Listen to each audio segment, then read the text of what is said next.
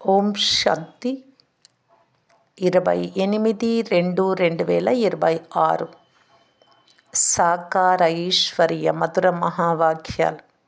మధురమైన పిల్లలారా, మీరు ఈశ్వరీయ సంప్రదాయానికి చెందినవారు. మీకు జ్ఞాన సూర్యుడైన తండ్రి లభించారు. ఇప్పుడు మీరు మేల్కొన్నారు కావున ఇతరులను కూడా మేల్కొల్పండి. ప్రశ్న: అనేక విధాలైన ఆటంకాలకు కారణమేది? దాని నివారణ ఏది? జవాబు: దేహ అభిమానం వలన అనేక విధాలైన ఆటంకాలు ఏర్పడతాయి. మాయ గ్రహచారం కూర్చుంటుంది. బాబా అంటున్నారు, 1. దేహీ అభిమానులుగా అవ్వండి. 2. సేవలో తత్పరులవ్వండి. 3. స్మృతి యాత్రలో ఉంటే గ్రహచారం అంతమైపోతుంది. ఓం శాంతి. ఆత్మిక పిల్లల వద్దకు శ్రీమతం ఇచ్చేందుకు లేక అర్థం చేయించేందుకు తండ్రి వచ్చారు. డ్రామా ప్లాన్ అనుసారం అన్ని పనులు జరుగుతాయని పిల్లలకు తెలుసు. ఇక చాలా కొద్ది సమయం మాత్రమే మిగిలి ఉంది. ఈ భారతదేశాన్ని రావణపురం నుండి మళ్ళీ విష్ణుపురంగా తయారు చేయాలి. ఇప్పుడు తండ్రి కూడా గుప్తంగా ఉన్నారు. చదువు కూడా గుప్తమే. సేవా కేంద్రాలు అయితే చాలా ఉన్నాయి. గ్రామాలలో, పట్టణాలలో చిన్న పెద్ద సేవా కేంద్రాలు చాలా ఉన్నాయి. పిల్లలు కూడా చాలామంది ఉన్నారు. ఇప్పుడు పిల్లలు ఛాలెంజ్ చేశారు. అంతేకాక ఏదైనా పుస్తకం తయారు చేయనప్పుడు అందులో మేము మా భారత భూమిని స్వర్గంగా తప్పకుండా చేస్తాము అని వ్రాయాలి. మీకు కూడా మీ భారత భూమి చాలా ప్రియమైనది. ఎందుకంటే ఈ భారతదేశమే స్వర్గంగా ఉండేది అని మీకు తెలుసు. దీనికి 5,000 సంవత్సరాలు పూర్తి అయ్యాయి అని తెలుసు. భారతదేశం చాలా సుందరంగా ఉండేది. దానిని స్వర్గమని అంటారు. బ్రహ్మముఖ వంశావళి అయిన మీకు మాత్రమే జ్ఞానం ఉంది. శ్రీమతంను అనుసరించి మనం ఈ భారతదేశాన్ని స్వర్గంగా తప్పకుండా తయారు చేయాలి. అందరికీ మార్గాన్ని చూపించాలి. ఏ ఇతర విషయాలు పట్టించుకోరాదు. పరస్పరం కూర్చొని ఈ ప్రదర్శనలోని చిత్రాల ద్వారా వార్తాపత్రికలలో ఈ చిత్రాలు ఎలా ప్రకటించాలో సెమినార్ చేయండి. కాంగ్రెస్ వారు భారతదేశాన్ని ఎలా సంస్కరించాలో పరస్పరం కూర్చొని చర్చించుకుంటారు. మీరు కూడా అలా చేయండి. క్రైస్తవులు మొదలైన వారిగా మారిన వారిని కలుసుకొని ఎలా సరిచేయాలి, భారతదేశంలో సుఖశాంతులు ఎలా స్థాపన చేయాలి అని ఆ ప్రభుత్వం వారు కూడా పురుషార్థం చేస్తున్నారు. మీరు కూడా పాండవ ప్రభుత్వం వారు. ఇది చాలా పెద్ద ఈశ్వరీయ ప్రభుత్వం. దీనిని వాస్తవంగా పవిత్ర ఈశ్వరీయ ప్రభుత్వం అని అంటారు. పతిత పావనులైన తండ్రి కూర్చొని పతితులైన పిల్లలను పావన ప్రపంచానికి యజమానులుగా చేస్తున్నారు.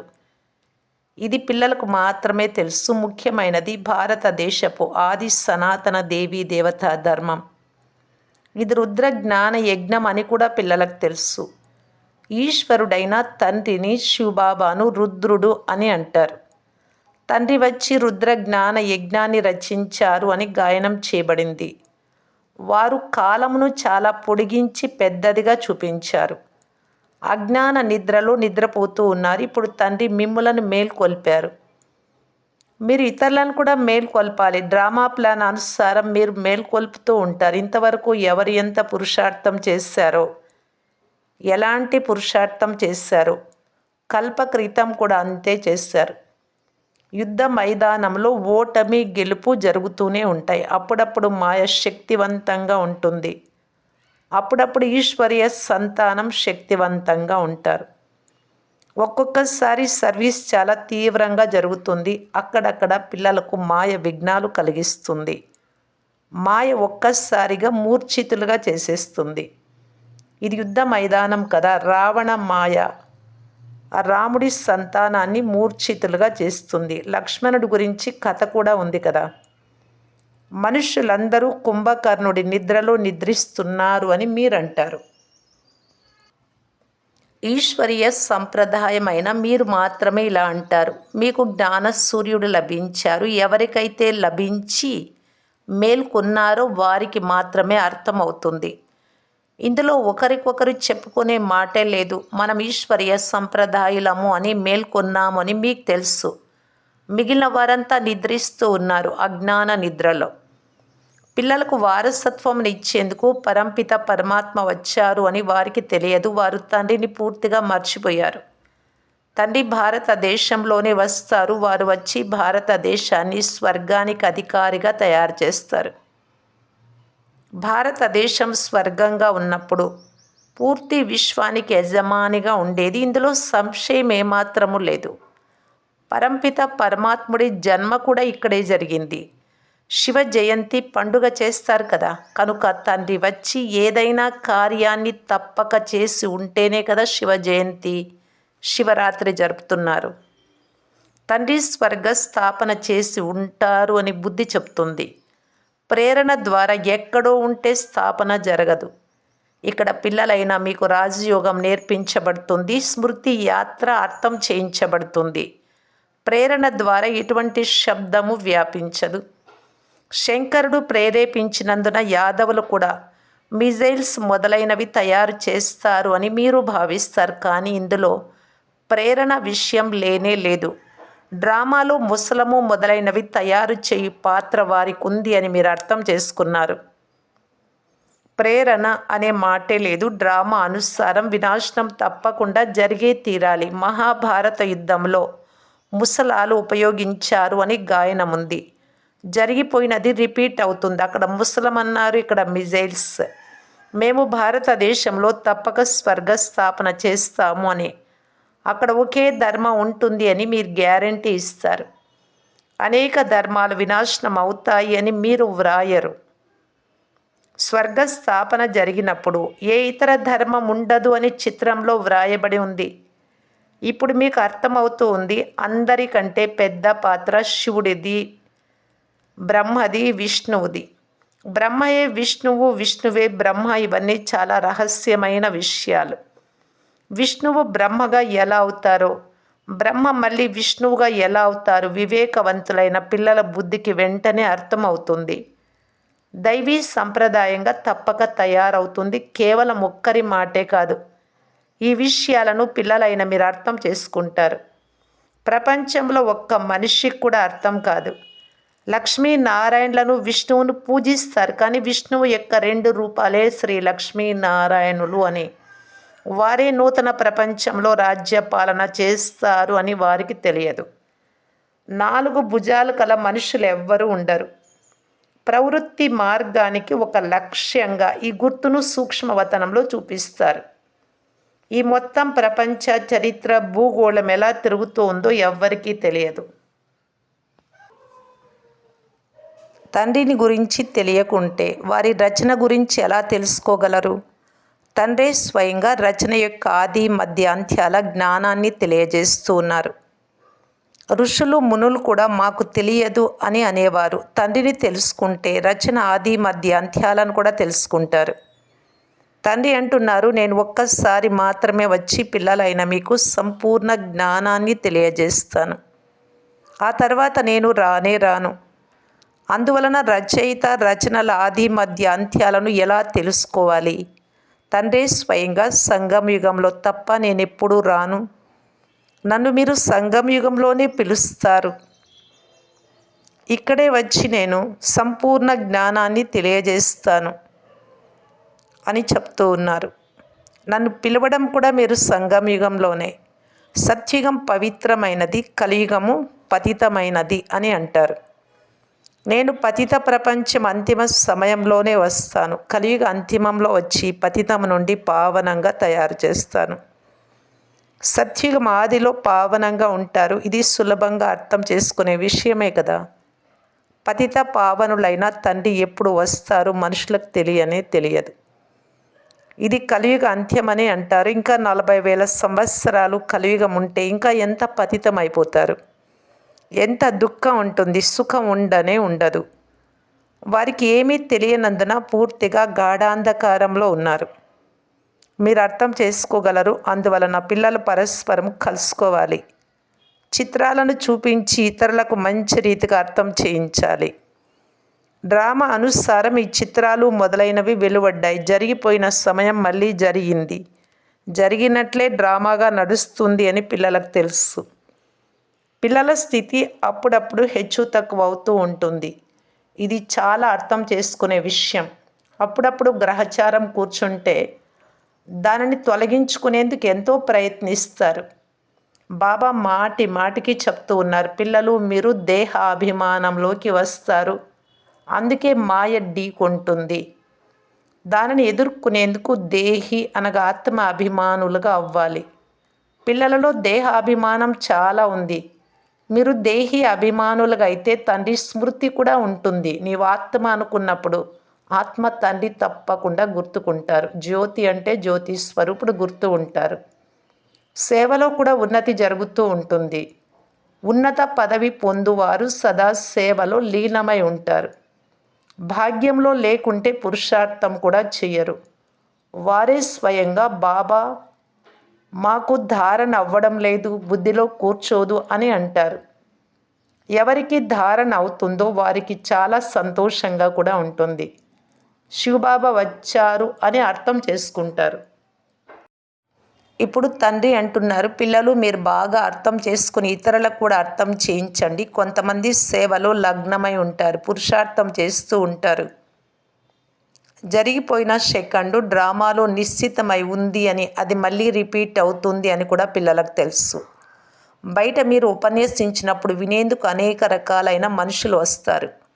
గీత, వేద శాస్త్రాల గురించి మనుషులు ఉపన్యసించినప్పుడు వారికి ఇక్కడ ఈశ్వరుడే తనను గురించి, తన రచనను గురించి, ఆది మధ్య అంత్యాల రహస్యాలను తెలుపుతున్నారు అని వారికి తెలియదు. రచయితనే స్వయంగా వచ్చి జ్ఞానాన్ని వినిపిస్తున్నారు. త్రికాల దర్శులుగా చేయడం తండ్రి కర్తవ్యం. శాస్త్రాలలో ఇవన్నీ లేవు. ఇవన్నీ నూతన విషయాలు. బాబా మాటి మాటికి అర్థం చేయిస్తున్నారు. మీరెక్కడ తెలుపుతున్నా గీతా భగవంతుడు ఎవరు, శ్రీకృష్ణుడా లేక నిరాకార శివుడా అనే విషయం గురించి బాగా అర్థం చేయించాలి. అయితే దీనిని ప్రొజెక్టర్ ద్వారా మీరు అర్థం చేయించలేరు. ప్రదర్శనలో అయితే చిత్రం ఎదురుగా ఉంటుంది, దానిని గురించి క్లియర్గా అర్థం చేయించి గీతా భగవంతుడు ఎవరు, జ్ఞానసాగరులు ఎవరు ఇప్పుడు చెప్పండి అని వారిని ప్రశ్నించవచ్చు. అప్పుడు కృష్ణుడు అని చెప్పలేరు. పవిత్రత, సుఖశాంతుల సాగరం, ముక్తిదాత, మార్గదర్శకులు ఎవరు? మొట్టమొదట ఇది వారితో వ్రాయించాలి. ఫారం నింపించి సంతకాలు తీసుకోవాలి. అప్పుడు పక్షుల శబ్దం వినిపించింది. బాబా అన్నారు, ఎంతగా పోట్లాడుకుంటున్నాయో చూడండి. ఈ సమయంలో ప్రపంచమంతటా ఇలాగే పోట్లాడుకుంటూ ఉన్నారు. ఆ మనుషులు పరస్పరం పోట్లాడుకుంటూ ఉన్నారు. మనుషులకు మాత్రమే అర్థం చేసుకునే బుద్ధి ఉంది. 5 వికారాలు కూడా మనుషులలోనే గాయనం చేయబడింది. జంతువుల విషయం లేదు. ఇది వికారీ ప్రపంచం. ప్రపంచమని మనుషుల ప్రపంచాన్ని మాత్రమే అంటారు. కలియుగంలో అశ్రీ సంప్రదాయం ఉంది, సత్యుగంలో దైవీ సంప్రదాయం ఉంటుంది. ఇప్పుడు మీకు వ్యత్యాసం పూర్తిగా అర్థం చేయించబడుతున్నది. మీరు రుజువు చేసి చెప్పగలరు. మెట్ల చిత్రంలో కూడా చాలా స్పష్టంగా చూపించబడింది. క్రింద పతితులు, పైన పావనులు ఉన్నారు. ఈ చిత్రంలో చాలా స్పష్టంగా ఉంది. ఇది ముఖ్యమైన చిత్రం. క్రిందకు దిగే కళ, మళ్ళీ ఉన్నతమయ్యే కళ. ఈ మెట్ల చిత్రం చాలా బాగుంది. ఇది పతిత ప్రపంచం, కానీ ఒకప్పుడు పావన ప్రపంచం, స్వర్గం ఉండేది అని మనుషులు బాగా అర్థం చేసుకునేందుకు ఈ చిత్రంలో ఏం చేర్చాలి? ఇక్కడ ఉన్న వారంతా పతితులుగానే ఉన్నారు. పవిత్రులైన వారు ఒక్కరు కూడా లేరు. రాత్రింబవళ్ళు ఈ విషయాలు ఆలోచిస్తూ ఉండాలి. బాబా ఈ చిత్రం తయారు చెయ్యనా అని ఆత్మప్రకాష్ లెటర్ రాశాడు. బాబా అంటున్నారు, విచార సాగరం మథనం చేసి ఏ చిత్రమైనా తయారు చేయండి, కానీ మెట్ల చిత్రం చాలా బాగా తయారు చేయాలి. ఈ చిత్రంపై చాలా విషయాలు అర్థం చేయించవచ్చు. 84 జన్మలు పూర్తి చేసుకొని మళ్ళీ మొదటి జన్మ తీసుకుంటారు. మళ్ళీ క్రిందకు దిగే కళ నుండి పైకెక్కే కళలోకి వెళ్ళాల్సి వస్తుంది. దీనిని గురించి ప్రతి ఒక్కరూ ఆలోచించాలి. అలా లేకుంటే సేవ ఎలా చేయగలరు? చిత్రాలను చూపించి అర్థం చేయించుట చాలా సులభం. సత్యుగం తర్వాత మెట్లు దిగాల్సి వస్తుంది.